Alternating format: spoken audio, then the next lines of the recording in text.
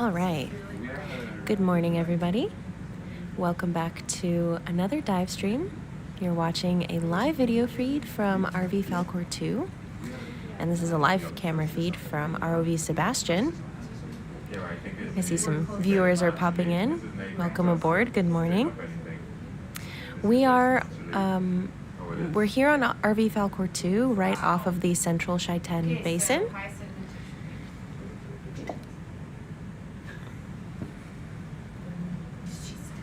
And we're here broadcasting our Fire and Ice, Volcanic, and Glacial Interactions expedition.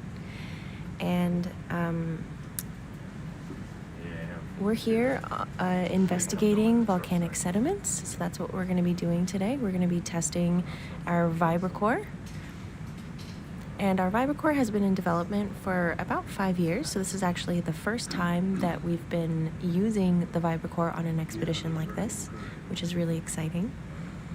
And so with the vibrocorer, we're going to be taking a lot more sediment samples. So if you've been here with us before, you've probably seen us use our vibrocorer in action. And we're going to be doing a lot more of that today. So these sediment samples are going to help us look at the volcanic record in this area. But here with me in the room, I've got a lot of geologists and volcanologists, and I've got marine biologists as well. And they're going to be telling us a lot more about what kinds of sediment samples they're going to be taking, how they're going to be using this instrument. So you're going to be hearing a lot more from them.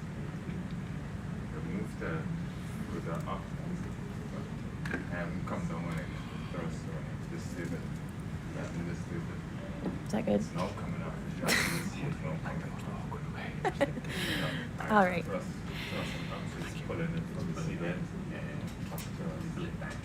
And with that, it's a little bit murky right now, but we're working on some Niskins at the moment.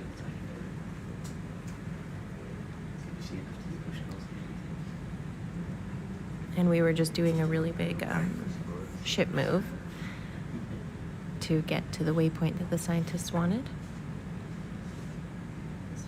But we're about to get the science started. A bit of a murky seafloor, so we're going to wait for that to clear.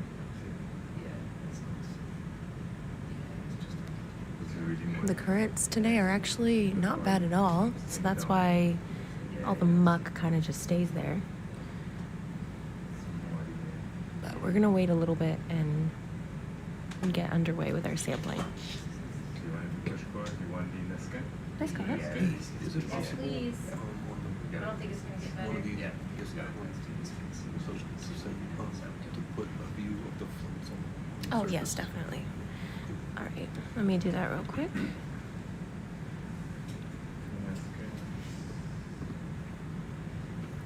All right, with me, I've got our watch lead, Dr. Sebastian Watt, and he's going to be our watch lead for the next few hours. And so while we're doing these push cores, I'm going to hand it over to him, and he's going to be narrating the rest of this dive. All right, over to you, Sam. Great, many thanks, Sophia, and welcome to everyone who's joining us today for the 13th dive, I think. So I know some of you have been to most, maybe even all of these, so it's really great to have everyone joining us again. And to anyone new who's not been here before, welcome to this expedition, to these dives. And we'll be sharing with you today, as Sophie's been saying, our work in this region in southern Chile.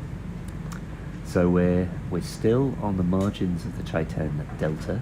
So this is a river system draining a river called the River Blanco, which flows down the slopes of a volcano called Chaiten in southern Chile. And it's quite a short river, quite a small drainage basin, but it's significant because of the event that we're studying and focusing on in this project, which is a volcanic eruption at Chaiten volcano in 2008.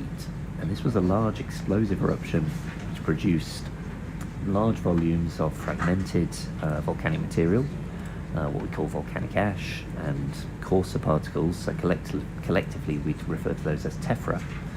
And those materials were deposited on the hill slopes around Chaiten volcano. And because this is a very wet region, rainfall in the days after the eruption, transported all of that material down into the river systems, and that was ultimately carried out to the coastline and then beyond into the marine environment. Now, the Chaiten eruption had dramatic impacts on land. The ash was deposited all the way to the Atlantic Ocean and beyond, so it affected a lot of Argentina. That's actually when I first worked on the eruption. I was mapping the ash fall deposits across Argentina. It was amazing to see the large area of landscape coated in volcanic ash. So we're just clapping our first successful push core there. It's a very efficient and quick operation. Already on to number 2. So this ash was deposited over Argentina, and after an explosive eruption, the deposits get thicker and coarser as you approach the volcano. So while the deposits in Argentina were on the scale of a centimetre or less of very fine white powder, essentially a sort of flour-like texture, as you approach the volcano in Chile, those deposits become layered, they become coarser, sand-sized, and then gravel-sized, and they get thicker. So around the volcano itself, these ash deposits were on the order of tens of centimetres, of mixed sizes and types, but dominated by the magma erupted in the event, and literally the sort of fragmented pieces of magma that are produced during the explosive volcanic process. So all this material deposited on the hill slopes was remobilised by rainfall and carried into the rivers. And this was sort of an extreme sediment flux into these river systems. So something much, much larger in terms of sediment load than these rivers could carry, or would normally carry in typical conditions. And this happens quite commonly after volcanic eruptions, producing events that we call lahars, which you can think of as sort of volcanic mud flows or slurries of volcanic sediment and water. And these have a tendency, when they slow down in the channel, when the gradient decreases, to overwhelm the capacity of the channel. This means that these volcanic slurries spill out over the banks of the channel system, over the river. They may even cut a new channel, as happened in Chaiten, and then they inundate the adjacent land. So this happened in the town of Chaiten in 2008 after the volcanic eruption there. The lahars, when they reached the town of Chaiten, which was a small port town, but an important town in the region, the main settlement really for quite a large part of this area of Chile. These the sediment sort of laden floods from these lahars spilled out through the town. They inundated a large proportion of the town, so this was flowing through buildings and so on. And they actually cut a new river channel directly through the town. A lot of that sediment was carried out to sea very rapidly. A delta was formed, extending the former river mouth by around a kilometre or so. So really dramatic coastal change over a very short period. This had major effects on the town of Chaiten itself, as you can imagine. The entire town was evacuated. In fact, it was evacuated before the lahars arrived, recognising the risk of this. And then it took some time for the decisions to be made over the resettlement and rebuilding of the town. And the town today is rebuilt. And we can see the town from where we are on the ship right now. And actually yesterday we welcomed a lot of people on board, several school children in particular, from the town of Chaiten, which was a really amazing part of our project. So everyone really enjoyed yesterday, and it was great to share everything with the local communities. Now, what hasn't been studied before is what the impacts of this eruption were on the marine environment. How is the Chaiten event recorded in the marine geological record? How far were those sediments dispersed? What has the impact been on those marine ecosystems? How have they recovered or changed in response to this major disturbance? And that's what we're exploring in this project. So we've been collecting a lot of seabed mapping data, geophysical data, to understand the nature of the seafloor, the types of materials that are being deposited, the layering of those materials from older events. And this is helping us to piece together a much more comprehensive picture and understanding of these marine environments. What we're also doing, which is key to ground truth our interpretations, are some sediment samples from the seabed. So that's what you're seeing right now. These push cores allow us to capture the very youngest sediment, the seabed interface, and we're very successfully collecting these this morning, as you can see already on number 4. They're coming in very smoothly. Great recovery on that one. So this, what you're seeing just now, is a sort of intact record of the top 20 centimetres or so of the seabed, and this is really valuable for our biologists, our marine geologists on board, to be understanding the current nature of the seafloor, the accumulation rates of these sediments, their chemistry, and a range of other parameters that help us understand essentially environmental conditions at the seafloor. So we're going to collect these, and then our aim will be to go a bit deeper with the vibrocorer, which Sophia mentioned at the start of this call. So the vibrocorer is that black device that you can see on the right of the screen. It's sort of a frame on which is mounted this sort of cabling system that allows or pushes down a core tube, a metal and aluminium tube that you can perhaps see on the left. Pushes this down into the sediment, and it inserts that tube with the aid of vibration, hence the name, the vibrocorer. So the vibration eases the passage of that tube down into the sediment and minimizes disturbance. That gives us the best prospects of an intact core. It also really facilitates coring into coarser sediment. Now, we're not seeing coarser sediment here at the seabed. We're seeing very fine sediment, but actually our geophysical data suggests that beneath this are sandier layers from the delta units deposited during the eruption. So we're aiming to penetrate into those sandy layers beneath this mud. And actually our final call yesterday, on the ROV dive yesterday, if anyone joined that, was a very short dive, but successful in the sense that those 2 cores went right through the mud, and we got into volcanic sands at the base. So that's a really useful call, because it tells us something about the amount of mud that's accumulated, and how that's accumulated. Essentially, we saw a lot of colour changes in that mud, which was intriguing, suggesting sort of rapid input of sediment after the eruption. And we've been discussing sort of perhaps what that implies in terms of changes in runoff and erosion, and the sort of terrestrial and fluvial environmental response to this major volcanic event. So those cores are certainly going to help us better understand those processes, and we're essentially seeking to add to that data set today. We're a bit further downslope, a bit further offshore, at the margins of the sort of main delta system. Instead, one of the things that we're noticing here is that this area further off down the slope, offshore of Chaiten, offshore of these deltas, is much fresher water. So if anybody's looking at the camera there with all of the information of the water properties and the heading of the ROV, we're in about 15 meters of water depth, 10 degrees C, and 3.5 on the salinity reading there. So we're really, really fresh. This is an order of magnitude less than most of the other sites that were in the 30s. So yeah, so in the back of the room, we've been talking about this. Do you know what we were yesterday? Yesterday's dive? I don't know for yesterday's dive. Did you? It's on the sheets. We're gonna check it for last night's dive. That was short and sweet with the vibrocores. But this is likely related to the strong influence of the rivers into this basin here. The Yelcho and the Rio Blanco. There's been a lot of rain this week as well. But this tells us, I mean, if that reading is 32.8 yesterday, and now we have 3 today. It's basically we're in the river right now, is how it looks.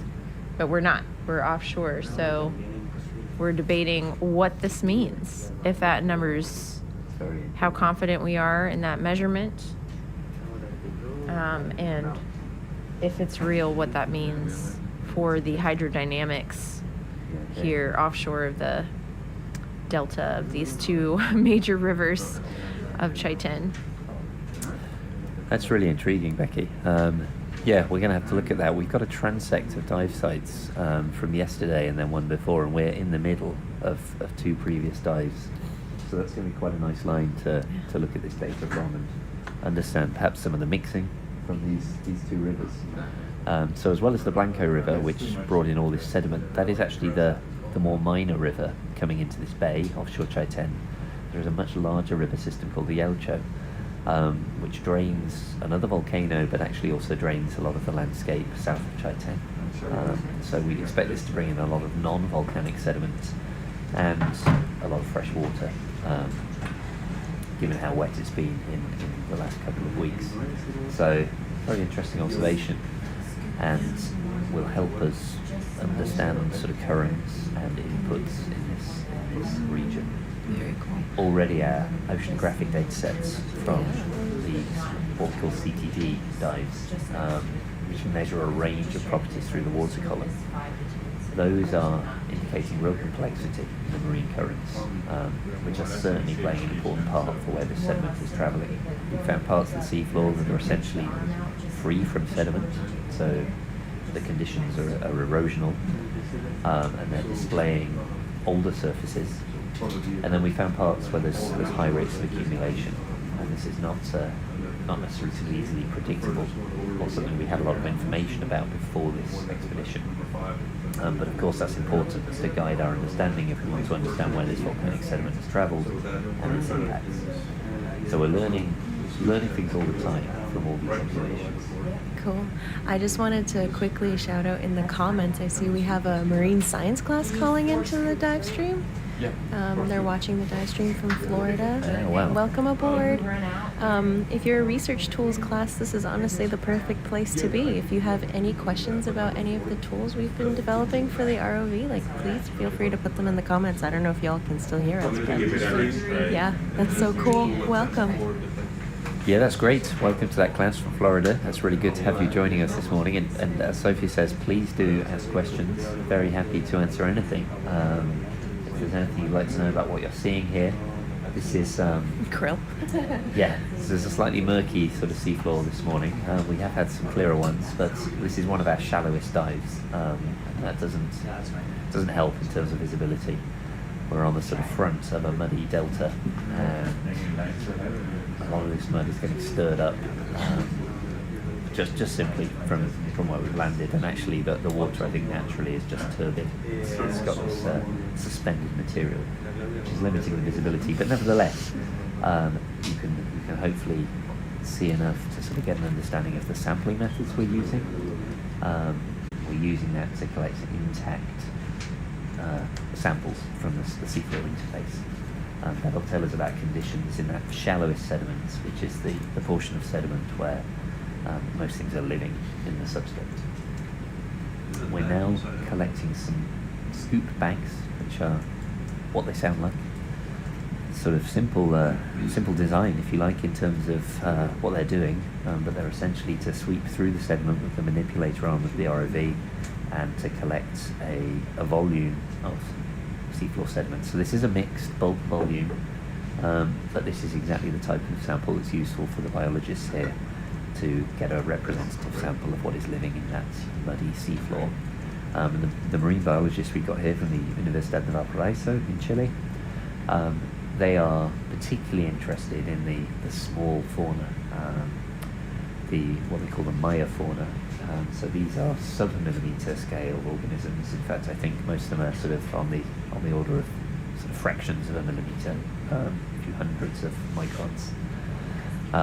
And with these mud samples, they can find these organisms. They can get an understanding of conditions. And of course, this becomes really useful when you build up a map of the seabed with these types of samples at multiple locations.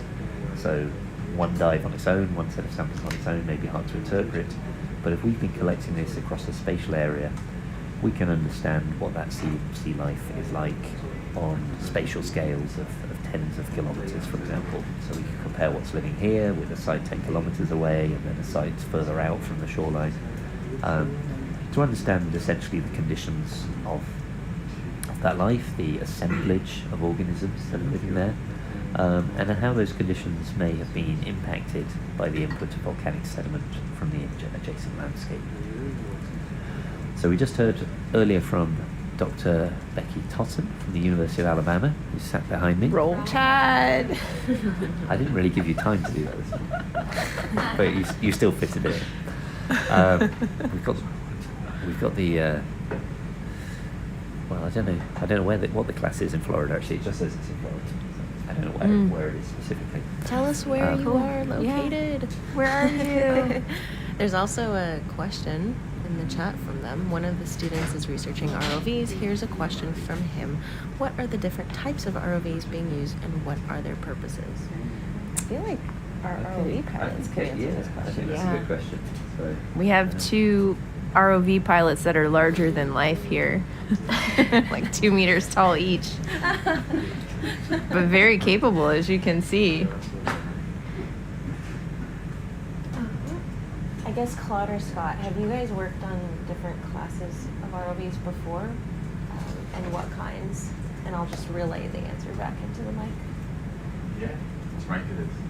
Doesn't matter. Probably since you're closer to Seb. Yeah, I've worked on various number of class of RVs. Observation class, which is much more smaller than this. You actually launch it by hand and manage each other by hand as well. Yeah, it's pretty more for like observation. Doesn't have any manips or capabilities like the Sebastian. It's much more simple. And world-class RVs, which is something compared to Sebastian, which is capable of doing much more tedious tasks. Yeah, I'm not sure what Scott's capabilities and resume is on ROVs. I've only ever done science ROVs. And only, various outfits from Woods Hole to Nautilus on Hercules or Jason. And a little bit of with Phoenix International. Nice. This is pretty bad at the moment, so he's trying to focus. But yeah, those are all very high profile projects and programs that they just mentioned. So lots of experience at the helm here. I have had some experience with ROVs when working for energy companies in the Deepwater Gulf of Mexico. Some of the other ROV pilots have done that as well. And ROVs are very, very, very useful because you get eyes on the seafloor. And when you're doing complicated engineering tasks, it's almost like, I always say, you know, the work that is done in these deep water environments is NASA level cool. And yeah, the engineering involved is very similar in complexity. So yeah, a lot of times when you are, you know, putting in the riser and starting drilling and things like that, you need to have eyes on the seafloor. So to make sure you're being environmentally very cautious. So I've seen that in action as well, just as a well site geologist. But yeah, ROVs can be used for so many different purposes. But yeah, what we're doing here is definitely next level in comparison to anything that I have been involved with before. The capability of using these robot arms, of having a 4K camera with really amazing high resolution video footage in real time. It's quite amazing what we're able to do. And of course, something that we've talked about a lot on this cruise is that this is the first time, or the first expedition in which we've used a vibrocoring device. So that was an addition that was put on the ROV Sebastian recently. and our ROV pilots have been troubleshooting how to get the most efficient and effective use of this device on the Sebastian, and I think we've gotten it down to a science, right, Seb? Like, Oh yeah, right, absolutely. guys. Last night, Yeah. had some really good cores and We've, rapid time, record-breaking time. In terms of speed and the length of these cores, we're I think we've got the best setup now. Last 3 dives we've had cores of over 1.5 meters, which, given the core barrels are only 2 meters, and that includes the space at the top where the arm has to hold onto the tube, and the valve cap on top as well. So you're never able to put it in 2 meters. Getting recovery of over 1.5 meters is very impressive, and I think more than we could really have hoped for at the start of this expedition.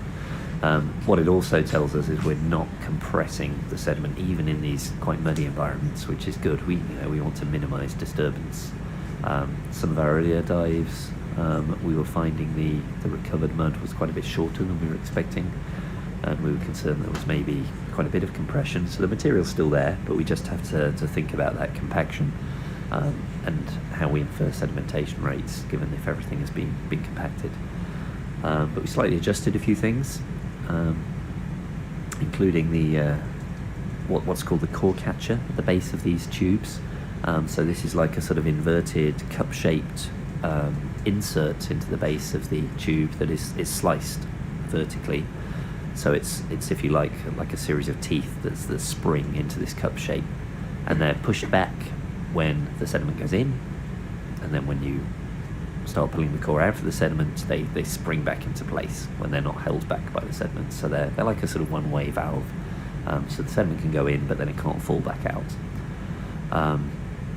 And we've adjusted the design of that slightly to make it a bit weaker, essentially, a bit easier for that initial sediment to go in.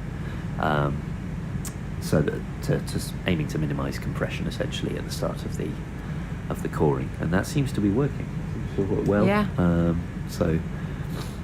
It's always hard when you make these tweaks to sort of judge what is effective and what isn't, because you maybe only get 1 or 2 cores per dive. So you're tweaking these variables, and it's slightly hard to sort of be sure which one has made a difference. But given that the last 3 dives have all given us the longest cores on this expedition, I think we've got the right setup. And as Becky's just been saying, indeed someone on the chat has said, the pilots have really got this down to a T. I mean, the push cores there were very smoothly recovered. The scoop bags, I think, which scoop bag are we on, Scott? We're on number 3, and Scott's currently operating without any real visibility on these scoop bags. If you've joined earlier dives, we've been able to see the seabed, to see what we're scooping, to see the life on the seafloor. So for those in the class joining this, unfortunately it's a very murky dive today, and you're not getting a great view of the seafloor, but you can look back at previous dives and you'll see some of the marine fauna that we observed living on the seabed. So not the clearest views today, but that's simply a function of where we are. We're near shore, we're in this muddy environment, so this isn't unexpected. But we're still managing to recover these scoops. I'm not quite sure how Scott's seeing what he's doing, but somehow he is. Lots of different cameras. And then we're going to finish with the vibrocoring. So these scoops are going to be used by the team from the Universidad de Valparaiso, as I mentioned. I've got them both set behind me. I might pass to one of them to see if they'd like to talk a little bit about their work that they're doing. So these are 2 students, Gianluca and Diego, working on this, and then they're part of a broader team. So we're also working with a lot of onshore scientists who've been involved in planning this project, as well as those on board. So perhaps Diego or Gianluca, I don't know if you want to talk a bit about what you're doing and what you're seeing. Gracias, Seb. Bueno, me presento, mi nombre es Diego Droguet, soy estudiante de Biología Marina en la Universidad de Valparaíso en mi último semestre. Estoy junto a mi compañero Gianluca Fedele y estamos a cargo del estudio de la macrofauna bentónica en esta expedición. Bueno, para los que no saben, la macrofauna bentónica son invertebrados desde cierto tamaño, desde los medio milímetro hasta los 5 centímetros de longitud, y son la característica principal es que estos habitan en el fondo del océano, ya sea sobre la superficie, a estos se le llamarían epifauna, y por debajo de esta, llamado infauna. Acá podemos ver, estamos cerca de la desembocadura del río Chaiten y el río... otro río, se me olvidó ahora el nombre. Pero esto implica mucha entrada de agua dulce, y actualmente el sensor del ROP nos indica una salinidad de cerca de 4. Para los que no saben, la salinidad en el océano en promedio es cerca de 35. Esto indica una salinidad muy bajísima, pero igual estábamos discutiendo anteriormente y creemos que estos datos podrían ser erróneos. Bueno, también se ve como una muy baja visibilidad debido seguramente a los peles fecales originados principalmente por las granjas de salmoneras que se encuentran cerca de este territorio. Nosotros al menos pudimos ver por lo menos 3, y esto también influye mucho en el ecosistema bentónico, y esto explica entonces la baja visibilidad. Se ve harto krill, pero otro tipo de fauna al menos no se puede observar por las cámaras. Bien, con la ayuda de Sebastián, del robot submarino, vamos a sacar muestras de sedimento del fondo con estos sacos, y luego cuando lleguen a la superficie vamos a, con el equipo de biología marina, tamizarlos y encontrar la fauna de invertebrados que se encuentran en estos sacos. En las últimas inmersiones de este ROP hemos encontrado variada diversidad de organismos bentónicos. Principalmente hemos encontrado poliquetos, que son gusanos marinos. Esto es el grupo, la composición más diversa, por así decirlo. Y también hemos encontrado algunos tipos de crustáceos, como anfípodos, cumáceos, y también ha llamado la atención de aparición de mantis de mar o camarón mantis del orden estomatópodo. Esto también lo hemos ido acompañando con la aparición de algunos equinodermos, como erizos de mar, erizos de forma irregular.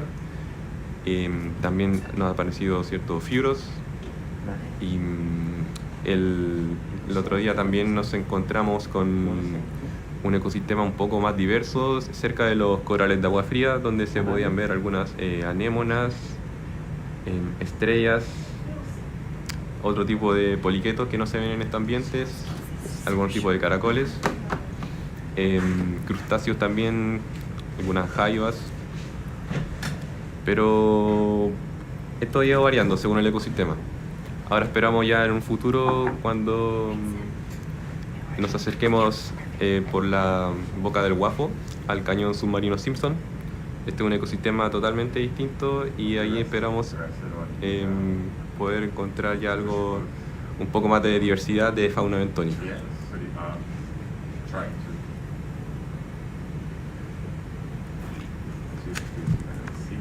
Great, many thanks, Diego. So yeah, really good to be hearing from our students here on this expedition. It's good. We're trying. That's right. And we have a lot of students on board. And we have what before? If you can manage it and get hold of it, then that would be great. Just say if you think it's not doable. So we have, I was saying, a lot of students on this expedition. A lot of Chilean students from the Universidad de Chile, Universidad de Valparaíso, Universidad de Playa Ancha. So it's really great to have such representation and opportunities as well for a lot of students. This is their first marine science expedition, so it's a great opportunity to learn about the techniques and the variety of disciplines that are engaged with this project. And that's one of the most exciting things about marine geoscience, or marine science in its broadest sense. is that you work in very cross-disciplinary teams. So we have on board oceanographers, marine biologists, geophysicists, marine geologists, volcanologists, all working together to achieve our collective aims. And this also means we can ask a broader set of questions with the types of data and samples and observations that we're making. So you're sort of maximizing the potential of a project like this. And the students are leading a lot of that work. You know, the students will be working on these data sets, and so it's really good to hear from them on these ROV dives and again understanding what they'll be working on. So within me, behind me in the room, yes, a vibrocorer, I think he's got. So the fourth scoop is not possible. You could try when it's cleared. Okay. So behind me in the room, you've just heard from Diego, and he's also sat with Gianluca, both from Universidad de Valparaiso. And then we have Macarena Perez from Universidad de Playa Ancha, and I'm going to hand over to her to talk a bit about her interests and her work. Muchas gracias, Seb. Bueno, como decía anteriormente, yo soy Macarena Pérez, estudiante de doctorado en Ciencias Ambientales de la Universidad de Playa Ancha, geóloga, como gran parte de las mujeres que estamos trabajando aquí arriba del Falcor 2. Y para esta expedición voy a estar investigando el impacto que tuvo la erupción del volcán Chaiten y las concentraciones emitidas de mercurio de este volcán, además de la identificación de las comunidades microbianas presentes, tanto antes como después de la erupción, y el impacto que tiene esto en los consorcios microbianos que a la fecha no están caracterizados en el sector. Una de las cosas más interesantes y entretenidas de esta expedición ha sido poder aprender de todos los científicos que hay presentes y la gran presencia de mujeres que también tenemos sobre el barco hoy en día. He podido trabajar en el equipo de testigos de sedimento, he podido aprender las técnicas del pushcore, de vibrocores. Aún no podemos realizar los gravity, pero es una tremenda técnica que puede ayudarnos a tener un registro sedimentario en el sector. Y también he podido aprender sobre micropaleontología, un área que no había descubierto hasta la fecha. Sobre los testigos que hemos recolectado, en algunos de ellos hemos logrado encontrar algunas capas de cenizas volcánicas que aún no podemos atribuir a algún evento en particular. Tenemos que testearlo, analizarlo para poder darle una fecha, pero nos ha dejado bastante contentos por ahora. Esperamos poder seguir encontrando más de estos y poder así reconstruir la historia del vulcanismo en la zona sur de Chile.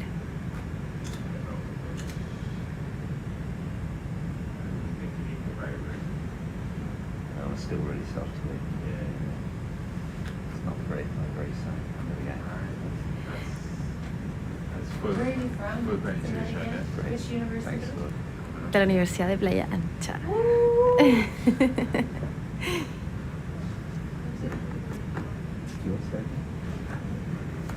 Honey, you can sit here. Great, many thanks, Mecca.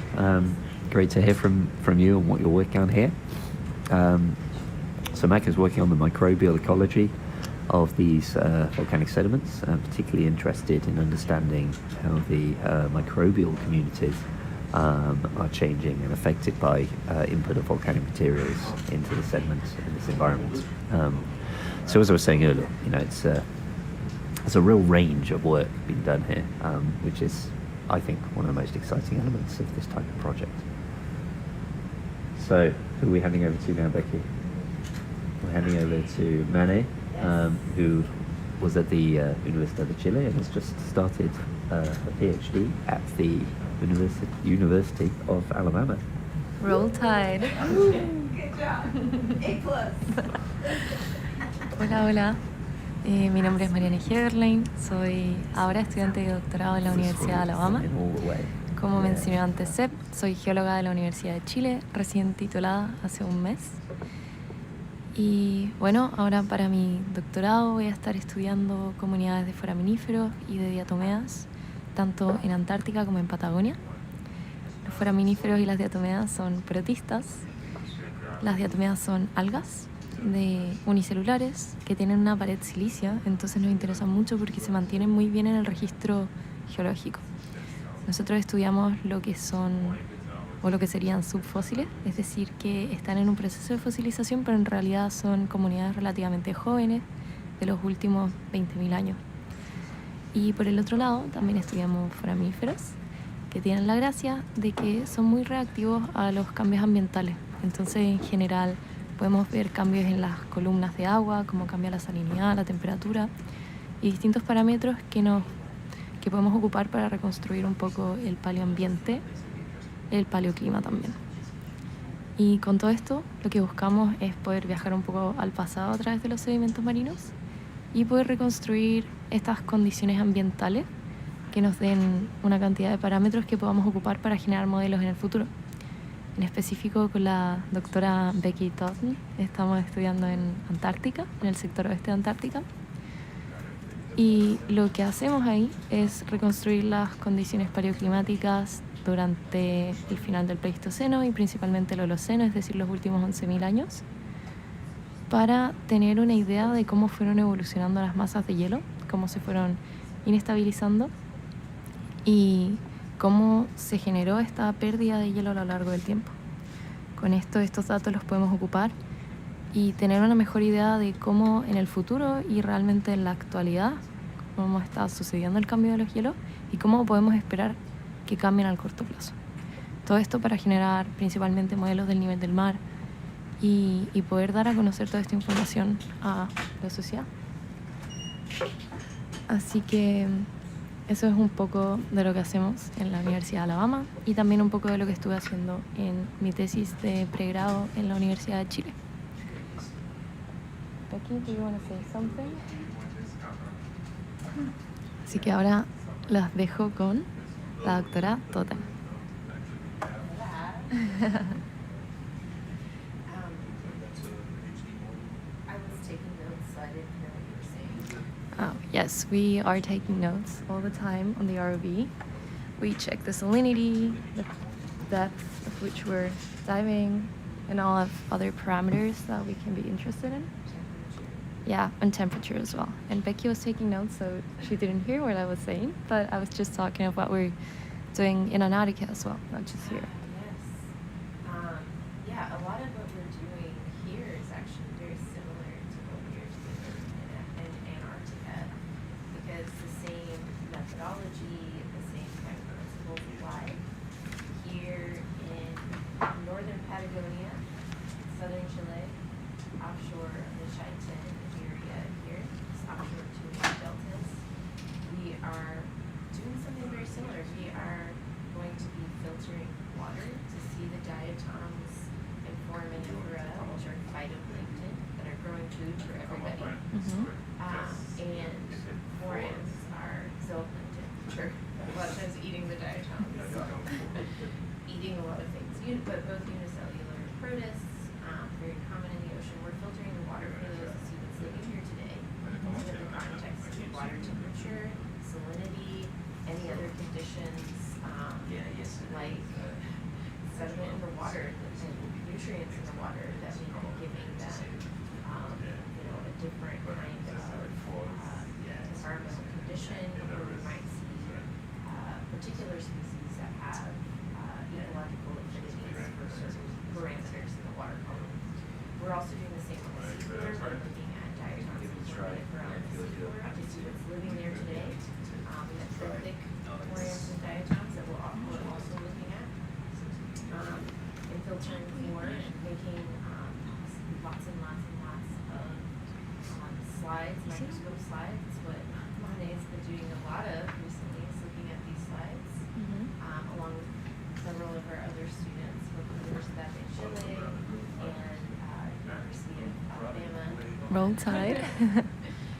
Sort of collaborating to look at the different organisms that are living in these areas today, the different species, so we can better understand what we call ecological affinities. So what do they like? Do they like a lot of nutrients? Do they like lower salinities or higher salinities? So we can really get an idea of that. And this is definitely an inland site here, because this is the lowest salinity that we've seen in our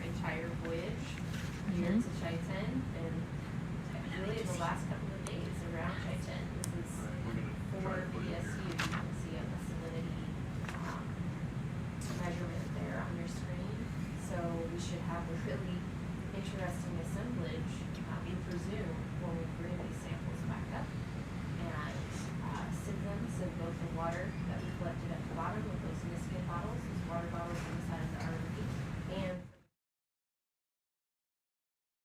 tippy top of the push boards, we're going to be staining with something called rose alcohol. Just had someone walk in, just so you get an idea of what it's like here. Yeah, now we can hear I'm not you. sure how well you can hear me just now. Wow, okay. Sorry, everybody. No, I think, About yeah. how we use these different organisms to explore what the affinities of different species.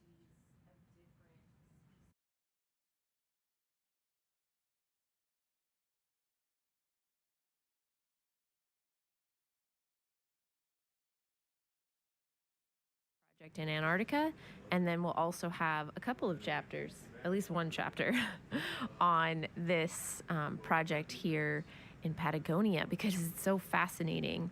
And I was just saying, this particular site we're very excited about. All of the biologists in the room and the micropaleontologists in training have been getting really excited about the salinity measurement that you can see in the lower left-hand side of your screen, that 4.2623 PSU. That is an order of magnitude, meaning 10 times less than what we have seen at every other site thus far. Most of the other sites have been in the 30s, and here we are in a really fresh environment. And so we should have really different organisms living here. This is our hypothesis, and we're going to test it as soon as it comes on board. Yes, Mane? Wait, I have to turn it back on. Hold on. Mane, what do you think about that? So, do you think the benthic communities will like reflect this down? Yeah, it's not an increase, like the difference in salinity, or more the planktonic communities? Well, that's an excellent question, and something that we can directly test when we bring these samples back up. So we've seen, different populations living in the water column, different assemblages that we see on the seafloor. I would presume that if this is like a very recent event, like an overnight event of increase in fresh water into this location from the rivers, we had a lot of rain this week, that you would first see that response in the water column, right? You would see a change in that planktonic, it's the word that Mane just used, the critters that are living, floating, not motile, just kind of floating at different depths in the water column, where you have penetration of light, because a lot of these organisms that we study are photosynthetic, like the diatoms, making food for everybody else. And so then the organisms that rely on them are also in similar depths, like the foraminifera that we're studying, chomping on those diatoms. But of course, you have a lot of settling of these organisms to the seafloor, and lots of grazing happens within the water column and on the seabed. So yeah, we're really excited. Thank you, Lisa. We're really excited to see what we find here. But I would expect that immediately you would see a response in the species in the water column, and that maybe the response of the benthic communities on the seabed would be a little bit delayed. Okay. But we got to test this. Yeah, we gotta test that. And what about, so let's just not talk about species. What about the chemical part? Would the isotopes change, or maybe? Yeah. Oh my gosh. I just have we have the best students on this expedition. And again, we have, about half of our scientists are from Chile, and we've got a lot of amazing Chilean young early career researchers, as we call them, from Universidad de Chile in Santiago, Universidad de Valparaíso, and Universidad de Playa Ancha, which is who you just heard from, Maca, earlier. She goes there. Mm-hmm. So solo representative from that university, but all very, very, very, engaged students asking great questions. And so that was a great question from Mane. And so Mane is one of our students. We have two students from University of Alabama. Mane's started at Universidad de Chile. She just defended 4 weeks ago. Yeah, I think it's almost a month. A month already. now. Yeah. Okay. And she's still missing some hair from the event. Her major advisor at Universidad de Chile, my bestie from grad school days at Rice University, he teaches there, and their tradition is to cut off a lock of hair when they finish their defense. Yeah, fun fact, I just didn't get one strand of hair cut, rather two. So I'm like Yeah. missing hair on both sides. Well, a lock of hair. A strand would be one individual hair. Okay, no, He yeah. took this out is- a lot more than Yeah, that. a lot more than that, definitely. So it's kind of like pilots. I don't know if there's any pilots listening, but when we solo, they cut off our shirt tails, and you save it. Yeah, just like the lock of hair. So I still have my shirt tail from when I soloed way back when. So it's a very important event. So Mane is transitioning, but she just asked a question regarding the chemistry of the water and the chemistry that we may find within the remains of these organisms that are living in the water. And that chemistry she was asking about is specific to essentially the weight of certain elements within the water. The ones that we're particularly interested in are carbon, oxygen, and nitrogen. And so these all have stable isotopes, and isotopes change in their weight, but not in their atomic number. So it just means that you have more or less neutrons, and that makes it heavier or lighter. And that has an immediate effect on the kinetics of those molecules as they are either being evaporated or being transported, and so forth. And we have a lot of plans to study this here. So that's why Mane was asking this question. So in particular, we know that the stable oxygen isotopes are going to be lighter in freshwater and heavier in marine water. So she was asking, would we see a difference here with a major, freshening of the water here, likely due to a rain event, a prolonged rain event?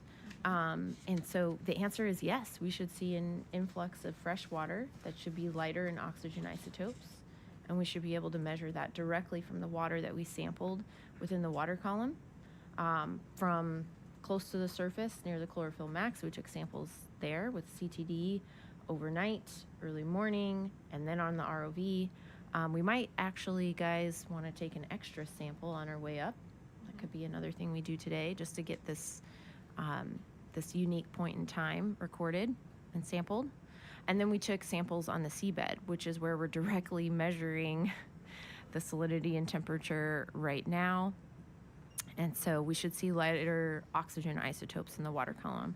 We might also see a change in carbon isotopes just based upon the influx of carbon from the land. So the carbon that's produced on land by land plants, like these huge rainforests, these nothophagous rainforests that we see we see it right outside our window where we are right here. I know you guys can't see it because you're always looking at the ocean bed, but if you look up the town of Chaiten, it's a really amazing view.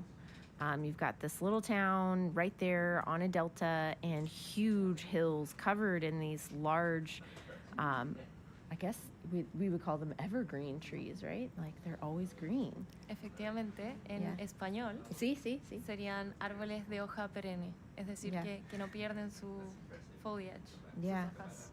Yeah, so whenever we have an influx of fresh water, we're also bringing the carbon from land along with that water. So we should see a change in the carbon isotopes as well. That was a really long answer to your question, but I was excited on many different levels, so I wanted to explain every little part of that. But we'll see what we find. That's something that we won't be able to tell you on this expedition. We'll have to wait a few months after we get home and we analyze these samples in the Alabama Stable Isotope Lab, or the ASIL. And yeah, we'll see what we find. We're also planning to look at trace metals in the water samples as well, which will tell us more about the volcanic influence and maybe even hydrothermal influence on the seabed and these different areas that we're sampling, because we have a really huge range of environments that we're sampling here. Very complex system. Yeah, we're also very excited about maybe finding some hydrothermal vents because we're in a fault zone here, Yeah. the Liquiñe-Ofqui fault zone. And I can better say this in Spanish, I Yeah, guess. go for it. Go for it. Estamos en la zona de falla de la Liquiñe-Ofqui, que es una traza de falla y una zona de daño muy grande, en donde se ha asociado mucha actividad volcánica y también hidrotermal. Entonces estuvimos esperando en algunos momentos durante la embarcación encontrar algunos remanentes, ojalá de indicadores de events hidrotermales. Hasta el momento no han aparecido, sin embargo no perdemos la esperanza de encontrar alguno. Creo que va a ser algo muy interesante para los que estudian extremófilos, también para la maca que hablaba antes, viendo sus microbios y mercurio. Y bueno, para nosotros también el hecho de que pueda haber un ingreso de elementos como el hierro a la columna de agua nos va a generar una respuesta en las comunidades de algas como las diatomeae o del zooplancton como foraminífero. Entonces, si es que llegamos a encontrar hydrothermal vents, we'll be very happy. And our diatoms will be very happy as well. Yeah. Yeah. De acuerdo. Oh, de acuerdo. De acuerdo. Yeah. We have a lot of things we're hoping to find here. I'm going to try my Spanish again. Okay, go on. I get most excited when I speak about las diatomeas son muy importantes, muy bonitas, antiguas, ¿sí? Sí. Años y años, milones años. How do you say they come from? They started in the time of the dinosaurs. They evolved. Empezaron.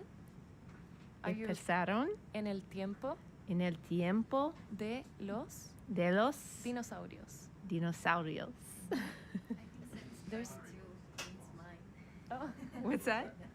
I think Seb is trying to say it, but it means mine. Yeah, Seb is also learning along with us. Yeah. And actually there's a book, right? From Sí. diatoms to dinosaurs? Oh yeah, I think it's dinosaurs to Oh, diatoms. the other way around. But yeah, I have that book in my library, in my lab. Did you already check that out? Yeah, I did. Yeah. And fun fact, like I started invertebrate paleontology. My first project, I was working on T-Rex metatarsals, their toe bones, and piecing them together, some broken bones from Wyoming. Worked on Camarasaurus, a sauropod, molding their rib bones to try to figure out how their girdle, their stomachs looked with a grad student at University of New Orleans, and got really into dinosaurs. I love dinosaurs. I was really into the big stuff. But then, I'm working my undergrad at University of Kansas with one of the best advisors in the world, Luis Gonzalez, who's an isotope geochemist. He let me, play with fossils and try to understand based upon the chemistry that we were just talking about, like stable isotopes of oxygen, how they were changing, how they were maybe migrating. I got really intrigued by how climate affects different organisms, and these large organisms, like things like dinosaurs, or like the swimming equivalent of the T-Rex of the seas, as we call them, mosasaurs. So I did a project on mosasaurs, and I just got super excited about climate.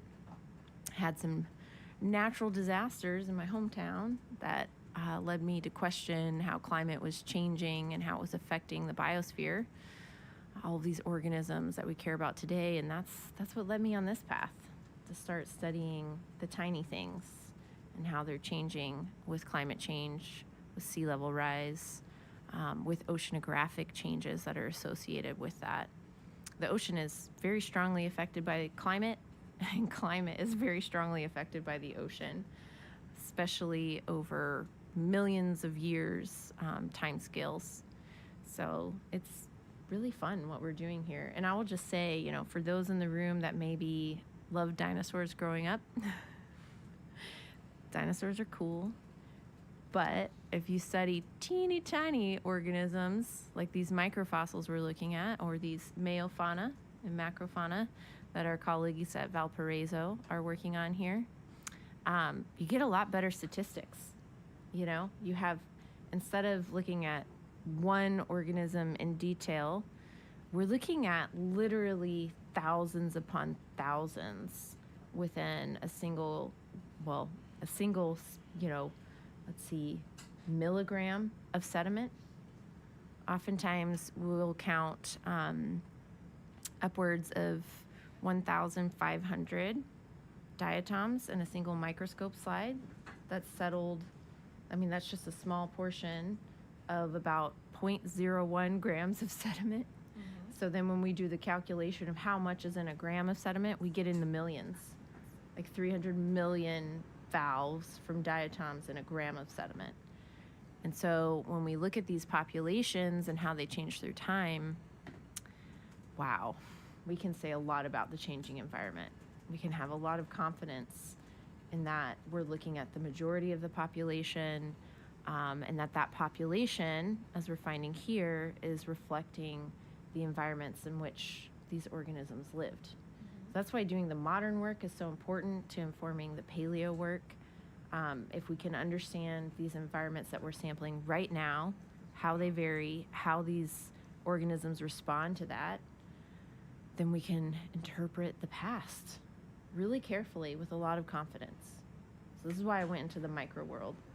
Yeah, Mani. We actually have a kind of like a question in the chat about radiocarbon dating. It says, well, I think we're a bit over that, but I wanted to come back to this. Doesn't that kind of relate a bit with some of the difficult with carbon dating things on the seafloor? In that you need to get a baseline age for the water since it's older than, say, at the surface. Yeah. Do you want to take that one, Mane? Because you're learning all about it. This is like one of the topics of your dissertation. So go for it. I can try and explain this. I would do better in Spanish, but I think maybe... Go for it in Spanish. You want me to do it in Yeah, Spanish? yeah. Okay. I'll If be I get it grading. wrong. Ok. Una de las cosas que pasan en el sistema marino es que el carbono que se encuentra, digamos, en la atmósfera está separado de lo que es el mar. Entonces, los reservorios de carbono en el mar tienden a ser más antiguos. Por eso, cuando nosotros datamos algo que está en el fondo marino, va a estar en un equilibrio con el mar, pero no con la atmósfera. Entonces, para eso tenemos que entender cuáles son los reservorios de radiocarbono del fondo marino. Y para hacer eso lo que hacemos es que buscamos comunidades vivas, en este caso de foraminíferos, y extraemos lo que sería su huella de radiocarbono para el día de hoy. Con eso podemos obtener un dato que va a ser un delta radiocarbono local para nuestros datos, y eso podemos restarlo a estas edades radiocarbono que obtenemos cuando medimos el carbono 14 de las muestras. Y con eso podemos devolver todas nuestras edades para hacer las comparativas en lo que son las edades calendario. Maybe we can say this in English as well. I think Yeah, that'll be go for it. interesting Go for it. Yeah. audience. But you can help me if I'm I not think- getting it all. I think you got this. Okay, so I was saying in Spanish that we have a global reservoir of radiocarbon in the atmosphere. In this case, it's in a different equilibrium than the sea, than the ocean. So things that we date in the ocean have a older radiocarbon, in this case, reservoir. So whenever we date things that are on the seafloor, we tend to get these very old ages. And to get rid of that offset, what we do is we extract the topmost sediments, and we actually stain the living communities with a dye that's called rose Bengal, which sticks to living tissues. You'll turn pink if you Yeah. don't wear your gloves. Exactly. So we later then pick this.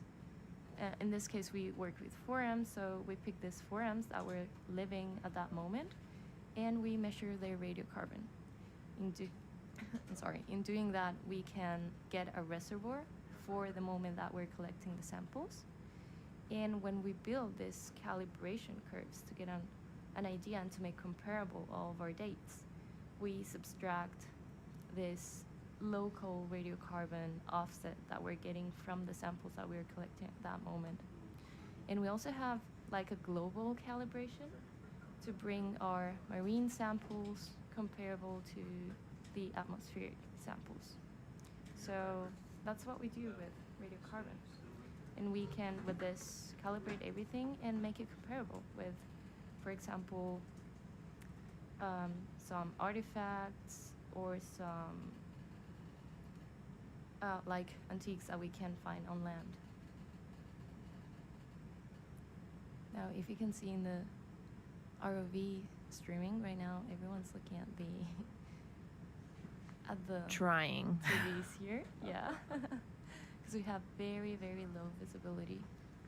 We have a lot of critters that are messing with our visibility, and also a lot of sediment, probably. And yeah, we have in the chat another question about hydrothermal vents. And the thing is, we could have hydrothermal vents in the inner, not necessarily in the inner fjords, but yeah, in the places between the islands, because we're in a fault zone. And we know that there are several vents along the fault zone, and also like water surgences. Is that the name in English, Becky? When water comes up kind of like very hot in the surface. Yeah. In Spanish it would be termas. Yeah, thermals. Yeah. Yeah. So yeah, it is actually a possibility to have hydrothermal vents in the sector. We haven't just found one yet, so we're working on that. We're hoping for that. We're hoping for that. You're right. Esperamos para hydrothermal. Sí. Hydrothermal. How do you say vents? En español decimos vents. Vents hydrothermals. Hidrotermales. Hydrothermales. Ujú. Y también tenemos con nosotros a otra alumna aquí. Ah, sí, sí. Ujú. Que se estaba escondiendo del micrófono. She was hiding from the Yeah. microphone. Pero ella es un estudiante brillante. Brilliant. It's a brilliant student we're going to introduce now. Mhm. Okay, I'm just gonna Amalia, do the take it brief away. Introduction, yeah. This is Amalia Valdivieso.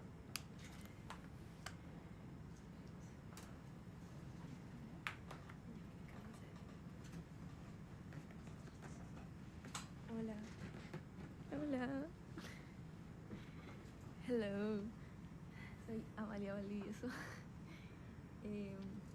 Soy estudiante de quinto año de la Universidad de Chile en Geología. Bueno, primero quiero mandar un saludo a Francisca Valdés, que me saludó en los comentarios. Te quiero mucho.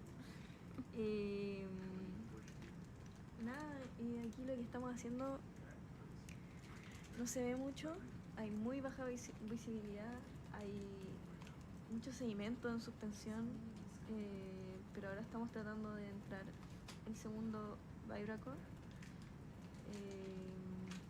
No sé muy bien si lo estamos sacando o lo estamos poniendo. No, lo estamos sacando. Nada, sí, yo estoy estudiando geología, estoy en mi quinto año. Me queda un semestre de ramos y después voy a empezar con la memoria, que seguramente va a ser de esto, de lo que estamos haciendo acá. Eso. ¿Qué cuento? Cuéntanos, Amalia, de qué te gustaría hacer tu memoria. Es algo que he estado pensando mucho y que me cuesta mucho como que elegir, porque estamos haciendo muchas cosas aquí. Pero yo creo que me gustaría hacer como tratar de, con las edades y con los testigos que estamos sacando, como recrear la historia paleoambiental del sector. Y con eso seguramente elija un par de testigos en la zona, observarlos y estudiarlos con las muestras y hacer distintos análisis para crear la evolución paleoambiental del sector. Eso yo creo. Pero está en conversación, tengo que hablar con Rodrigo. Rodrigo, the science ninja. Yes, está desaparecido. ¿Podrías contar cómo llegaste al Falcon? Bueno, yo hace tiempo que estoy trabajando con el profesor Rodrigo Fernández. Hice mi práctica con él y he hecho un proyecto con él. Ahora estoy haciendo proyecto con esto. Y también voy a hacer mi memoria con él, entonces él al principio me quería llevar a otro crucero que estaban en verse, en conversarse, en la cordillera de Darwin, pero al final no resultó, así que yo sabía que tenía este crucero también que ya se iba a hacer sí o sí, y así que le pregunté si me podía llevar y me dijo que sí, así que la verdad fue todo muy rápido y la verdad tenía muy poca fe de que me llevara, porque pensé que ya tenía los cupos listos y un día me dijo, ya estoy dentro y así nomás. Así que, y me emocioné caleta igual porque la verdad no pensaba que me iba a poder subir y así llegué. Y ahora he aprendido muchas cosas, he estado viendo un poco el tema de geología marina que en la Universidad de Chile no se enseña mucho, así que he aprendido un nuevo mundo aquí y me ha gustado bastante. Así que eso. Muchas gracias. Amalia, ¿nos podrías contar de la vida en el barco? La vida en el barco, uff. Esto es un reality. En un reality no. Un poquito. Pero bueno, uno convive aquí todos los días con la misma gente. Es un espacio bastante limitado si uno lo piensa. Por suerte hay muchos lugares en el barco que te puedes ir si quieres estar sola o si quieres despejarte un rato, si quieres tomar aire marino, siempre está. Pero nada, como que todos son, por lo menos los tripulantes en especial, son muy atentos, muy dispuestos a ayudar. Siempre te preguntan cómo estás y siempre te dicen que ellos están súper bien. No sé cómo. Ellos siempre están muy bien, están muy energéticos. Así que eso te da energía a ti. A mí me da un poco de energía igual porque como que ellos también trabajan un montón y están bien. Así que bacán ver que ellos también están bien. Y aparte de eso, bueno, el trabajo igual es pesado. Nosotros estamos trabajando, tenemos turnos de 12 horas y aquí estamos trabajando un montón de cosas. Hay gente que se especializa más en una cosa, pero por lo menos yo y en general el equipo está trabajando en varias cosas. Y que eso también me gusta también, porque he aprendido de mucho. Y nada, igual es bueno porque tenemos 3 comidas al día, la comida es muy rica. Uno igual se puede organizar sus tiempos para poder dormir las horas o para hacer otras cosas también. En mi parte yo estoy con ramos en la universidad, así que también tengo que hacer cosas de eso. Pero ha sido bastante bien, he podido organizar bien los tiempos y yo creo que ya la mayoría estamos acostumbrados al ritmo del barco, que es harto trabajo y eso.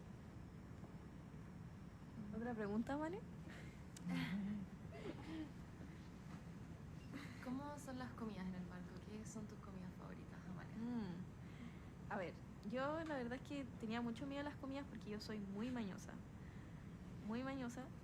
y además soy vegetariana, o sea, no como nada básicamente. Así que tenía mucho miedo de que no iba a poder comer nada, pero me sorprendió bastante porque tienen mucha variedad. Siempre tienen para vegetarianos, para veganos y para gente que come carne también. Y así que he comido súper bien. A veces no me da hambre y a veces no como porque me da como ansiedad. Pero en general como y es muy muy rico. Muy muy rico la verdad. Y a ver qué me gusta más. De repente hacen unas papas rústicas muy ricas. Y ¿qué más hacen? Los desayunos también tienen, a veces tienen muffin o tienen croissant y esos son muy muy buenos. Y fruta, siempre tienen fruta y a mí me gusta mucho la fruta, así que eso bacán.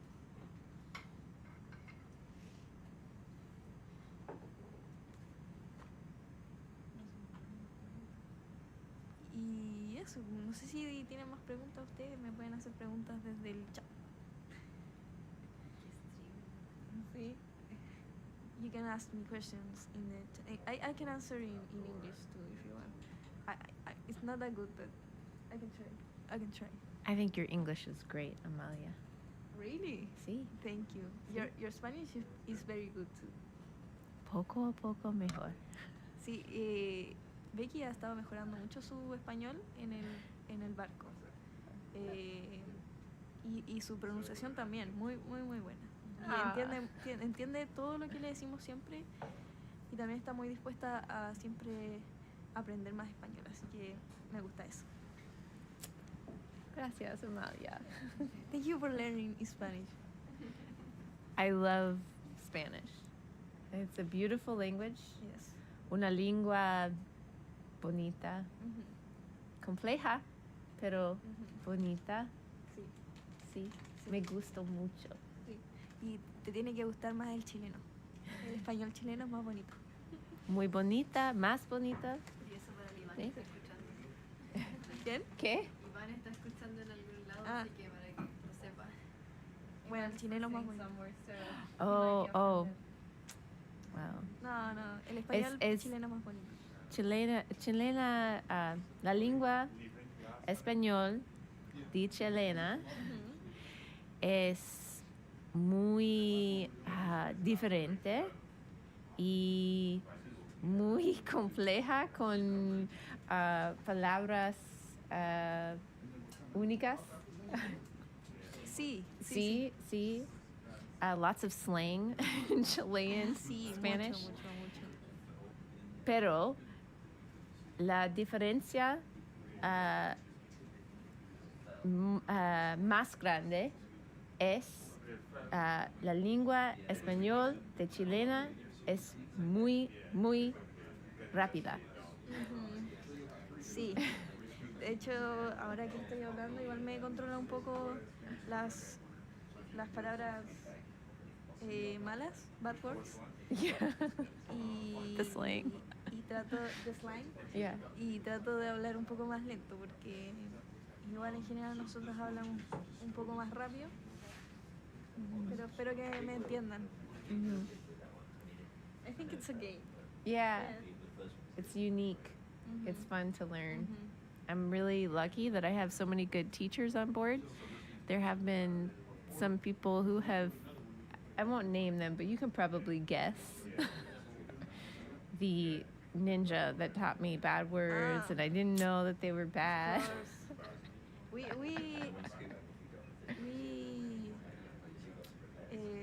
teach some bad words to Jacob. Oh, yeah. Yes, he's learning some Spanish too. Yeah, our student Jacob, also from Alabama, this is his first time making an international trip, and this is a very unique, very unique experience. Yo creo que Jacob Yeah, lo ha pasado bien. sí, He's been fun. No? yeah. Yeah, he's been fun, he's been open to the new experience. Yes. I don't know if this is talked about much in this room, but you kind of have to have an intense personality to really, thrive in this field of science, because shipboard work, just is very demanding. So we have 12-hour shifts. That said, the science is going all the time. And so we have a lot of tasks that we're trying to accomplish while we're at sea that just, we can't accomplish them later, you know, like the rose Bengal, as a key example. We have to sample that right away as soon as it comes up, because we don't want those animals in the core sediment to die before we stain it, you know. Yes. So we've got to stain it right away, and that's been one of Jacob's main tasks, by the way. Shaking for 10 minutes the rose Bengal samples. I seen Jacob shaking those bottles. Yeah. 10 minutes Yeah. all Yeah. the time. It's exhausting, I think. Yeah, it's like shake weight. Yes. Science edition. But yeah, you have to be very intense. You have to be flexible, adaptable, open to various demands that we have on the ship. Right now, here's a case example of we couldn't get all the samples that we wanted on this dive. And so we're going to have to be adaptable, make do with what we have. So, for example, the biologists, they really need 4 scoop bags to get the volume of sediment to really process and compare assemblages across different sites of different benthic organisms that they're finding. Kind of like those cool echinoderms that we saw in earlier dives. Yeah. Okay. And so we're going to have to make do. We're really excited, though, to see what comes up when the ROV comes back to the ship here in a few minutes. So, you want me to sign? Okay. All right. So with that, we're hoping you all stay tuned in, that you have your notifications turned on for our next dive, that you'll join us hopefully later today, and which will have a bit, hopefully, clearer conditions. So please join us. Thank you, everyone, for joining. Thank you. See you soon. Gracias a todos. Gracias.